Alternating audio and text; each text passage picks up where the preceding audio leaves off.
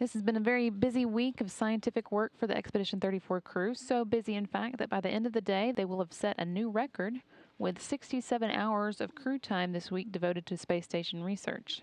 Those 67 hours have been spread over a number of different experiments over the course of the week. They started on Monday with the capillary flow experiment, which looks at how flows in oddly shaped containers passively separate fluids.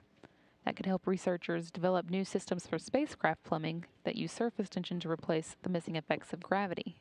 Other experiments they worked with over the course of the week include the In Space 2 experiment, studying fluids that change properties in response to magnetic fields.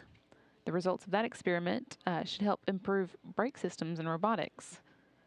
Also, iServe, a joint NASA and USAID program that documents Earth disasters from the station's unique perspective. And the crew spent a fair amount of time this week with Robonaut 2 as well, their robotic crewmate. R2 was set up on Thursday to perform some checkouts after a recent software upgrade, and that work continued today with some looks in particular at the robot's left elbow, which is experiencing some problems, so they were working on comparing it to the right elbow and trying to pinpoint exactly what was causing the hang-up.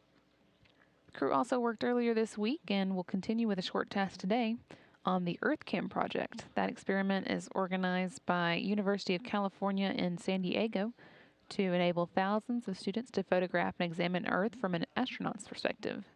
Using the internet, students can control a special digital camera mounted on the space station, allowing them to photograph the Earth's coastlines, mountain ranges, and other interesting points from space.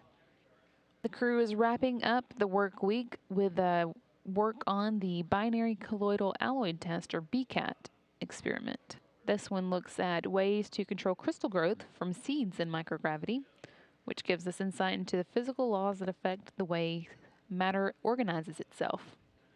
With the help of astronauts on the space station, in this case flight engineer Chris Hadfield, scientists on the ground can observe crystal growth mechanisms and crystal structures in space.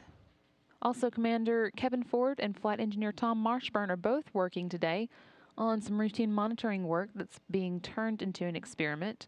They're both installing equipment for an ultrasonic background noise test behind racks in the Destiny laboratory, and they're doing it on their own with minimal or no interaction from flight controllers here on the ground as part of the iStar experiment.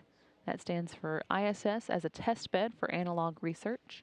Working through procedures this way allows flight controllers to work on riding procedures that don't require interaction with the ground in preparation for future exploration, when flight control teams will be so far away from the crew in space that communication delays will make normal conversations impractical. Once they've made their way through this list of activities for the day, the crew is going to have the weekend off with only a few minor maintenance activities to interrupt their rest.